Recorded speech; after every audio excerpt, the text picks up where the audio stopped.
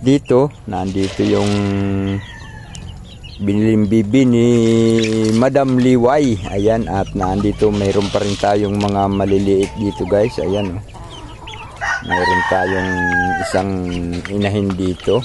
Ayun, yung galing naman yung kay Bobby TV 143.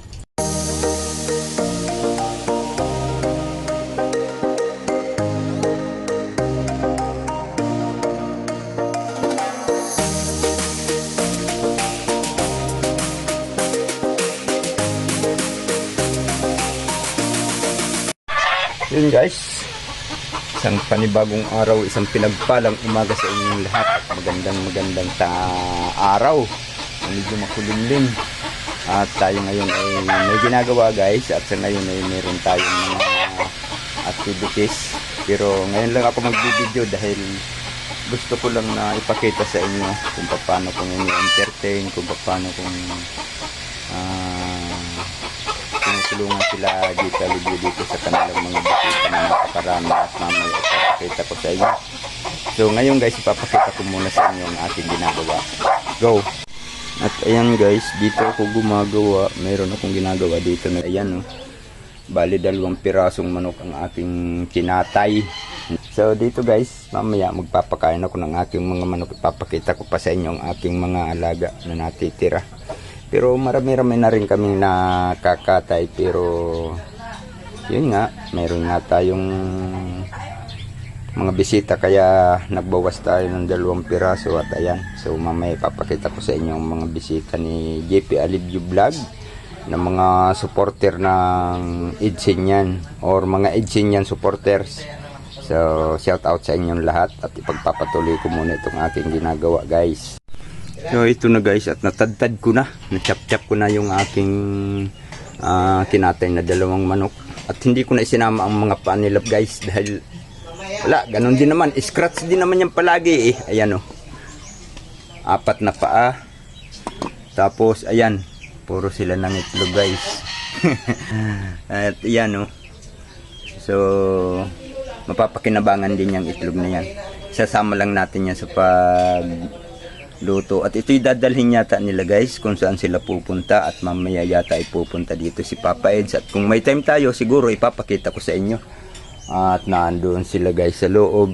Ayun, mayroong mga bisita doon, so mamaya na tayo pupunta doon dahil may inaasikaso pa ako dito. So tatapusin ko muna ito at mamaya siguro ipapakita ko sa inyo sila saglit, at hindi ko lang mga pamilyar ang mga pangalan nila. So, abang-abangan na lang natin guys. So, ayan guys, at na-prepare na natin. So, tapos na tayong maggayat. Nandito ang mga bisita ni Papa Eds, Ma'am Liway, at ang lahat-lahat di man pamilyar sa akin ng iba. So, basta bilib ako sa mga supporter na to ng Edsinyan kasi solid sila. Solid silang mag-support kay Papa Eds at kay Biancy. Yan ang tunay na solid supporter, hindi yung one-sided. Magiging supporter ni Biancy, ibaba si Papa Ed. Supporter ni Papa Ed, ibaba si Biancy. Hindi kayo totoong supporter. Mga piki kayo, ito ang mga totoong supporter, oh. Hindi pagmumura yon. Walang masamang magmura, basta sa nasa tama. Hindi naman pagmumura yon eh. Mga loko-loko lang sila kasi hindi sila totoong supporter. Tay, dito na lang tayo. Yung ating pagkabi na tayo. Ha? Oo. At yan ang tamang suporta. Parehong sinusuporta, hindi yung isa lang. At kaming mga naandito, natutuwa dahil sila ay solid support. Nagpakabiyahe sila. Ang layo ng binahe nila guys, galing Maynila. Dumating sila dito sa Daet at ayan. So maraming salamat sa inyong suporta guys, at sa pagmamahal nyo kay Ido at kay Biancy ay nagsakripisyo kayong makarating dito sa Daet. Yan ang mga totoong supporter, hindi one-sided. At sana patuloy kayong mag-supporter ng Edsinyan. Edsi pala. So ayan guys, naipakita ko na sila sa inyong sandali. Mayroon din akong gagawin. Minsan lang akong mag-vlog dahil medyo tinatamad na ako. Dahil magulo. Ang gulo nyo. Ayan. So ngayon guys, magpapakain naman tayo ng mga tira sa kinatay.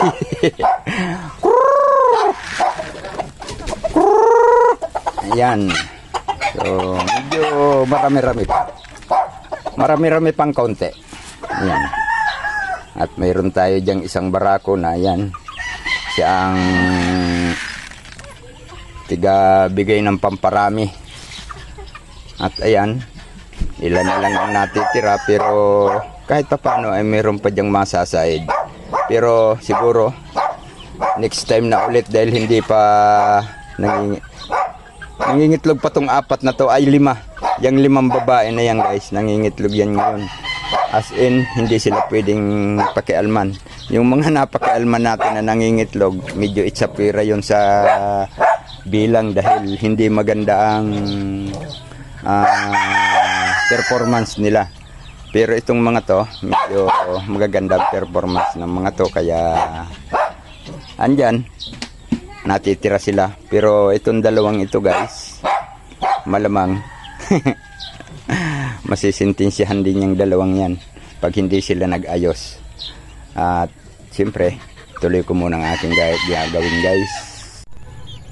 Dito, nandito yung biniling bibi ni Madam Liway. Ayan, at nandito mayroon pa rin tayong mga maliliit dito guys. Ayan, oh. Mayroon tayong isang inahin dito. Ayun, yung galing naman yung kay Bobby TV 143. Aking hiniram. At ito, mga ano to, kasama to sa mga sisintensyahan pag lumaki-laki na ang mga to. At yung bibi, pararamihin natin yan. At mayroon ditong isang hari, ayun oh, nasa taas, ayaw kumain. Medyo ano siya ng pagdapo dahil ngayon ko lang sila pinakawalan. Yun nga lang, mayroon akong isang problema doon guys, ayun oh, yung isang sisiw na yun nahuli ng net, kaya yung pakpak niya ay medyo kawawa naman na ayun oh. Tingnan nga natin. Ayan guys oh. Tika, ayan oh. Kawawa naman siya. Inano siya guys ng net. Nasabit siya. So yun guys, at paalis sila. Pupunta daw sila ng ilog. Ayun sila GP, palabas na. At ayun na, andun yung isang sasakyan. Ayan. Let's go. Ayan na. Ay mga dumaang sasakyan na yun. Magkumboy sila. Bali 2 sasakyan sila guys. Kasama nila yung van na andyan yung mga bisita ni Papa Eggs. Nagbabay sila guys. Punta daw sila ng ilog. So ayan guys, at nakaalis na sila. Papunta daw sila ng ilog. Ewan ko lang, di ko lang alam kung babalik pa dito mamaya. Baka babalik sila JP na lang dahil may nakasakay naman sila ng van. Siguro diretso na silang pabalik ng Maynila. At siyempre tayo andito lang sa ating ginagawa dahil hindi pwedeng iwanan yung aking mga alaga guys. At mamaya ipakikita ko sa inyo kung gaano karami ang aking mga inaalagaan na hindi pwedeng iiwanan guys. Dapat kasama nila ako, pero yun nga, ayaw ko talagang iwanan tong aking mga alaga dahil mahirap pitasan lang tayo ng isa, napakasakit na sa dibdib dahil hindi naman sila pipitas dyan. Hindi nila pakikialman dyan yung hindi dapat mapakinabangan siyempre. Kaya todo alaga tayo at todo bantay. So siguro pitik-pitik na lang ako, abang-abangan nyo lang sa mga update ko.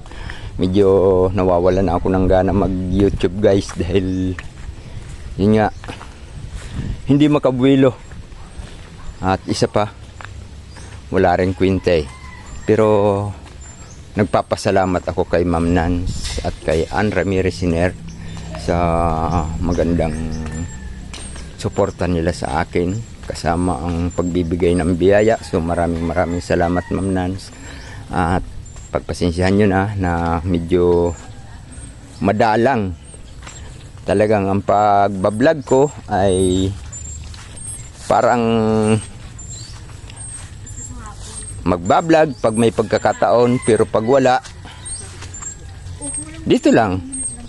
So meron naman akong mga i-update dito guys, katulad ng mga ginagawa ko sa bahay ni JP Alibio.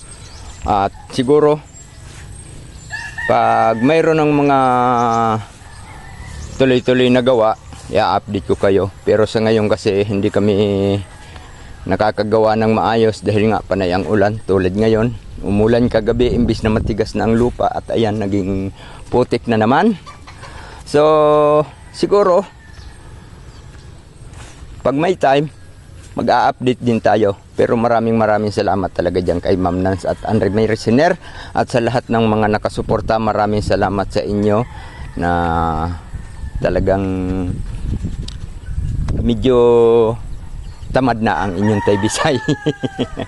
Dahil ayan guys, ang aking mga alaga, kung makikita nyo, ayan, puro yan may laman. At dito, ayan, kung makikita nyo, hindi tayo sabungero guys. Hindi naman pagsasabong ang aking